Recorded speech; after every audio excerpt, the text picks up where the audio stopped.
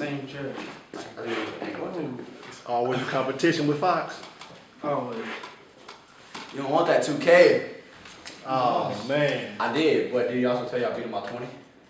You beat him, right? Didn't you beat him? No, I ain't playing that. He don't want me. 2K14, I didn't lose a single game. Who you play with? Anybody. Mostly. Anybody. If you play with like a good team, I'll get OKC.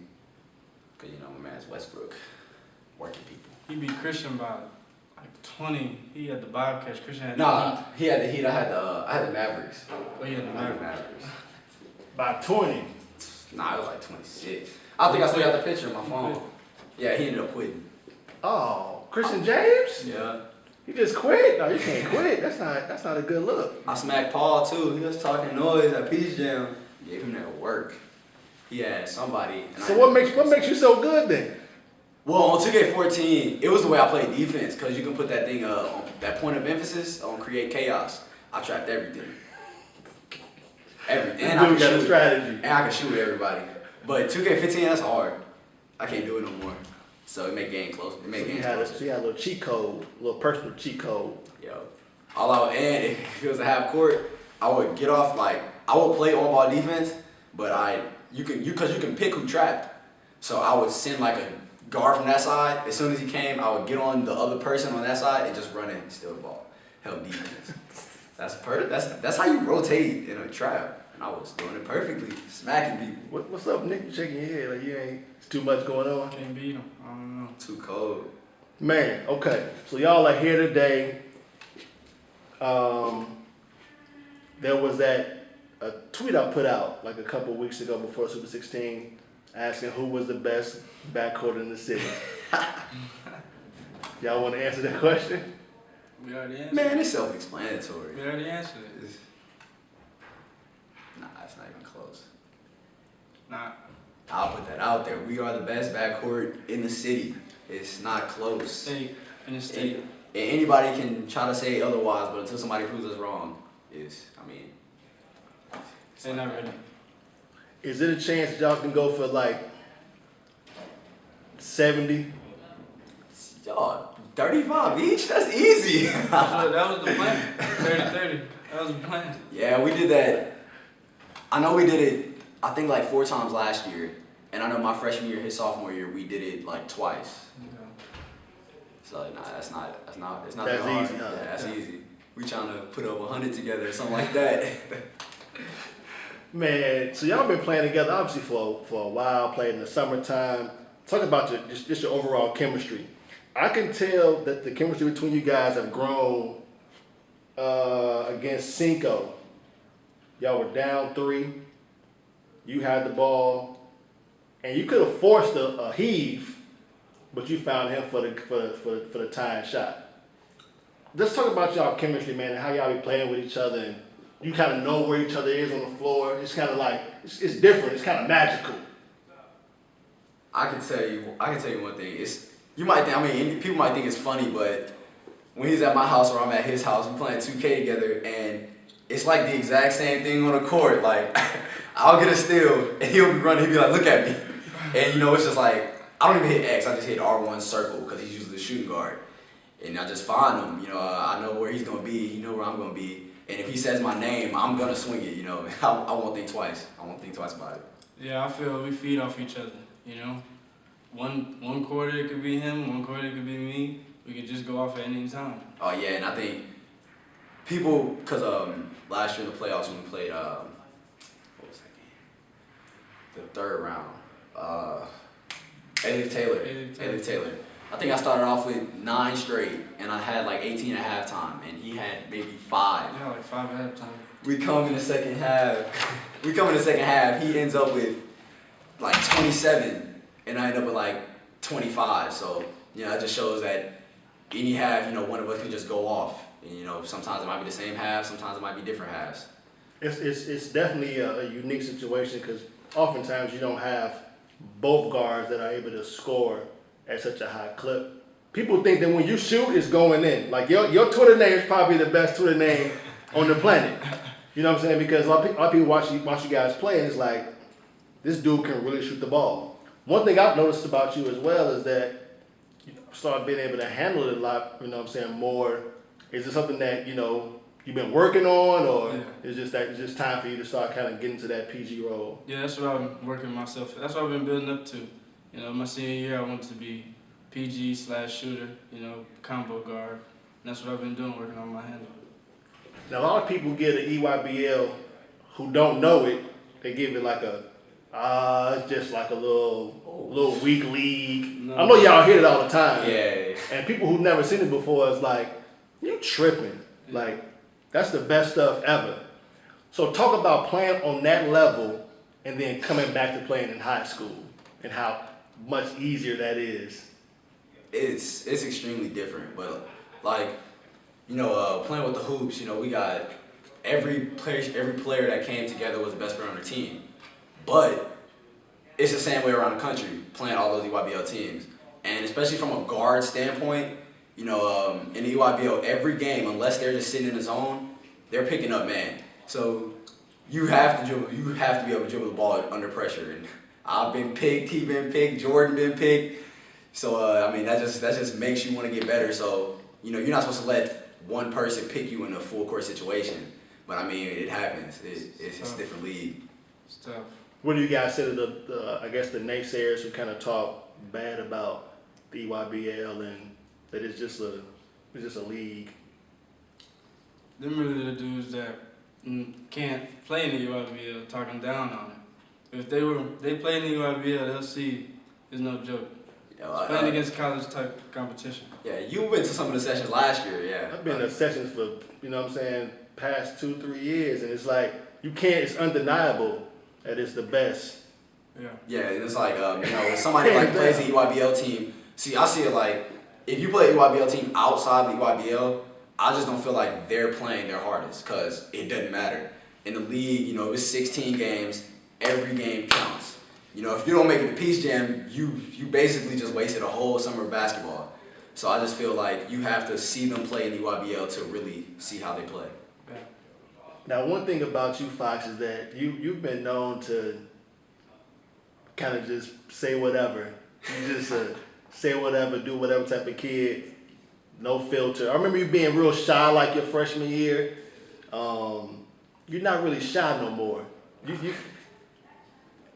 What has changed about you and your personality, or were you always like that? It was just a little bit more just tailored back?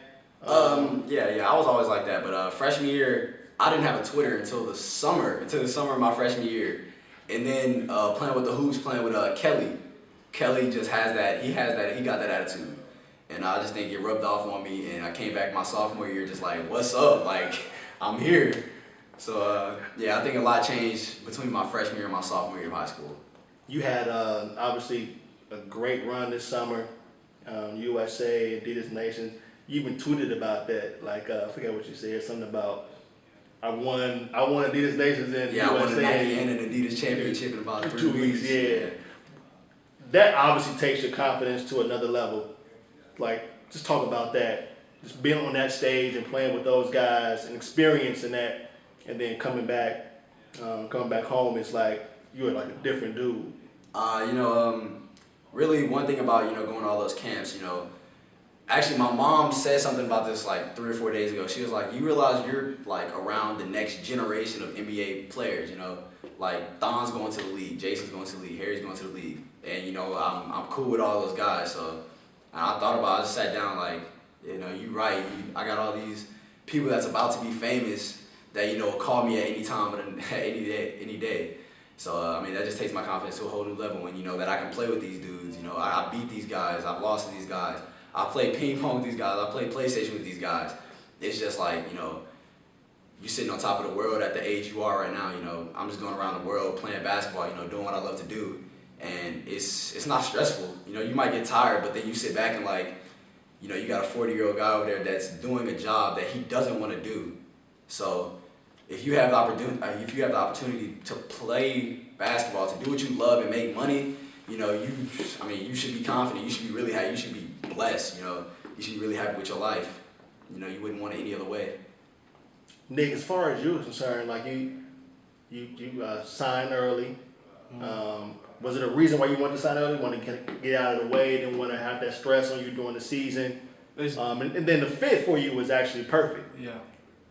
Talk about just the recruiting for you, because it's coming up for you. You got a little time, but it's right around the corner. But how was it for you? And was there any pressure in signing early or going to commit to Lamar? Well, it was a lot of pressure. You know, sat down with my mom, had some long talks. You know, it's not about the name. You know, usually people go for the name and they end up transferring the next year because they're not playing. You know, I really wanted to have a good bond with the coaches. You know, to let them know, and they let me know that I'm gonna be a big piece in their offense and on their team. You know.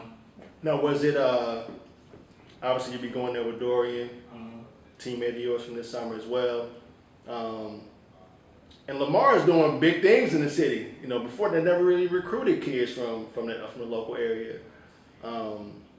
Is it relief for you that you've signed? You ain't got to worry about that. Now you can just worry about playing with this dude and trying to get to state. Yeah, it's a big relief. You know, I wanted to get off my shoulders. You know, not have all that pressure on me, thinking about that and then thinking about the season. I just wanted to be focused on the season and going out, having a big year with Fox. Have you given him any advice on the recruiting? Because it's gonna get crazy for you if it's not even already crazy.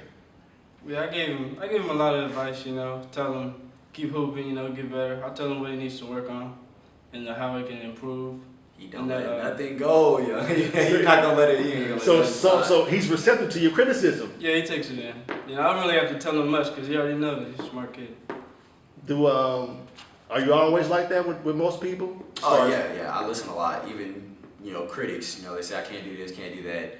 They probably won't say a single good thing. But I mean, I'll smile at you, I'll laugh at it. But in the back of my mind, I'm like, yeah, you're probably right. So I work on what people say I can't do, people say I won't do, and it's just all about getting better and taking criticism. It seemed like your game has also changed over the course of the years.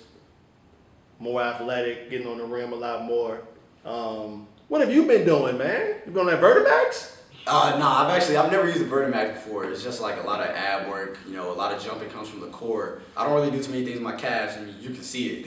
My legs are skinny, but and I think my game has matured, in age. One of my coaches said, 23 my freshman year was different from 23 last year as a sophomore. He was like, it was a more mature 23 instead of just getting up shots, just trying to get up points. It was taking less shots, getting to the free throw line. Just a more mature game, and I think that's why I've been getting better. Now it's different for you guys now because you guys are kind of the hunted, so people obviously know who you are. You can't take any games off, obviously. That mentality is obviously different when you're seeking and you're being a hunter. So how have your minds have changed over the course of years? Now you got like a target on your back. Well, Coach Kyle Maneri, he's told us a lot of things about how to be a dog and fight to the end. Don't ever let your foot off. Keep your foot on the pedal. Don't let up. So when we go out there every night, we want to win, and we want to win by a lot. We don't want to win by a little bit. We're not gonna ease up or nothing. We're gonna play. What's weird about y'all is that like you real kind of cool and calm. And this is like the voice, yeah. But you got the same mentality though. Mm-hmm. You just don't show it the same way. It's different. It's kind of like a good mix. Mm-hmm. Would it be strange if y'all were the same? How would that be? It'd be crazy. Both of us talking. No, we both already talk during the games. I mean, that's Nick talk? Oh, what? I mean, it might not be as. It might not be how I do it. Like. I'm gonna talk. Really, I never. You just make a shot. You just get back on dick. He gonna get up close to you. He gonna tell you something. I'm gonna yell it from over there, and I'm gonna make sure you hear it. I'm gonna make sure your coach hear it. I'm gonna make sure your water boy hear it. I'm gonna make sure I'm gonna hide it from the refs, of course. I'm gonna make sure your dad over there sitting in the stands hear it. I want your whole family to hear what I'm telling you. After the game, they gonna beat up Fox all the time. Grown man trying to beat up Fox. It's funny. You don't even care, like. Nah. It's basketball. Yeah, it's basketball. I mean, we could be best friends off the court. I'm gonna tell you, you suck in the game. I'm gonna be like, what's up? We gonna box after the game? I mean, we still gonna be cool off the court, but during the game, you the enemy. You know, I don't like you during the game. We're not friends. Now, how much are you gonna miss Nick next year? Have you even thought about that? I have. You know, I'm just like, my first 3 years of I played one summer without him. My freshman year summer, but I played that whole season with him. I played my whole sophomore summer with him. And, you know, I'm on a fast break. I probably won't have that guy that's like, Fox, just throw it to him and I can just run back on defense. I don't have to worry about getting offensive rebound. It's, you know, my senior year it'll be different, but right now I don't care. I'm not worried about that. You know, I'm worried about this year. I got him. So I don't have to worry about not having him right now. Future for you, you got a lot of stuff coming up, I'm sure. All of Nike camps, McDonald's, Jordan. Do you ever think that far ahead, or is it more like, let me just focus on the moment? No, I don't think that far ahead. And I wouldn't really say I'm just focusing on the moment, but, you know, I think, you know, Jordan and McDonald's, that's a long ways away. You know, that's a whole year away and a couple months. So, I mean, I haven't really thought that far. But, I mean, yeah, I'm still thinking about the Nike camps, you know, trying to, you know, people say rankings don't matter, you know, they full of BS, you know. People look at rankings, you know. You might not care at the end of the day, but you still want to see what people think of you. So, I mean, yeah, I still want to climb the charts. I still want to, you know, try to go for that #1 point guard spot. PG, not a 2 guard. I mean, I can play combo, but right now, every coach that's recruited me has recruited me at the 1. Are you most comfortable at that position? Yeah. I think a lot of people think I can play 2 because I'm so comfortable off the ball, but yeah, I would rather have the ball in my hands than be off the ball. I think I would prefer to give you the ball too, if I was your coach. And then after seeing Nick hounding the rock here lately, I was going to give Nick the ball now. I'm chilling, you know, he can. But think about it, you know, we got 2 guards that can break a press by themselves. So that ends up we don't have to break it by ourselves because, you know, we have somebody that, you know, you can really, you know, it's not too many guys that you can really rely on to break a North Shore or Wheatley or Yates press. And having 2 guys that can do it, you know, it makes stuff a lot easier. And your pieces are a lot better than last year from what I've seen. The big fella, 2 guys pretty good. What's the other kid name? He'll play on the wing. Danny? Charles. I like Danny Charles. too. Charles. Yeah, so you guys got some pieces, man. You guys lost to North Shore last year. Obviously, they went on to win state. What are you looking to do to get back there and get beyond it? Right now, I think we have I wouldn't say we have a better team, but we have better players. You know, the seniors last year were great, no doubt about it. We didn't have to be leaders last year because we had, you know, Exante and UV and Jonathan and Derek, and those guys were the leaders. But, I mean, yeah, we were the best players. But I don't think we had to worry about, you know, we didn't have to worry about anything off the court. But this year, I think it's different. You know, we have better players, but the off-the-court issues are probably the most. It's not like, I mean, it's not really getting in trouble or getting, like, smoking or anything. It's just like, you know, grades, you know, trying to keep people on top of their grades. And right now, we've had a couple people that have been struggling with their grades this year. You know, coaches is already running them. And they're trying to tell them that last year we didn't have to deal with that. You know, all the seniors were in AP classes getting straight A's and B's. If they had a 79, they're going to tutorials and they let the coach know. And the coach really didn't have to talk to their parents or anything because, you know, those guys were mature enough and, you know, they knew what they were doing. And I think that just made us a better team so far last year than we are this year. I don't get it. A lot of kids just can't. Well, it's getting harder, but kids are getting lazy and lazy. I think the kids are getting lazy. You know why? Y'all got Google. Y'all got all the technology. Everything. If you want to know anything, you can just pull it up on your phone. Yeah. There ain't no going to the library. Yeah, you ain't even got to go to the library anymore. I don't even go in our library. Just a bunch of books. Like, you can find the same books on your phone. Yeah. I think kids are just getting more lazy and just don't want to do the work. But it's crazy because it happens every year. Kids that can play just don't qualify academically. And they either got to go to a JUCO, and your chances are, you know. Even my mom talked about it. She was like, you know, when they, I don't think it started for them. It started for us. Raising the GPA to 2.3. And my brother did research, and he was like, 75% of the athletes that played during that time wouldn't be able to play with the 2.3 GPA with that level. And my mom was like what? Like that's a low C. Like, yeah, how do you not? If you go to school every day, turn in some homework, Don't be a distraction. Yeah, you're gonna have a Act as if you care. Like you're good money. Yeah, you're gonna help. You should have no problem. Especially as an athlete, you know. Yeah, they'll work with you if you're at Yeah, that. if you're a star on the basketball team, a teacher doesn't want to see you fail. You know, you could not give a crap about anything the teacher says, but if you're sitting up, look like you're paying attention, you don't have to know what's going on. They're gonna make sure you get at least an 80. Most of the time, they care more about it than you do, really. Yeah, that's why. Yeah. I want to see you make it. Yeah. Last thing, I know y'all both on Twitter, so your Twitter handles and Instagrams, and shout out to everybody else. He might change his. You know me, I'm I'm gonna keep it at its auto and Instagram, Mr. 3Ball. You know that's what I have to do. Shoot the 3. Twitter, Swipe of the Fox 5. It's SWIPA, like swiper, not swiper. And it's just Swipe of the Fox on Instagram. Keep it simple, but I mean, it's kind of clever.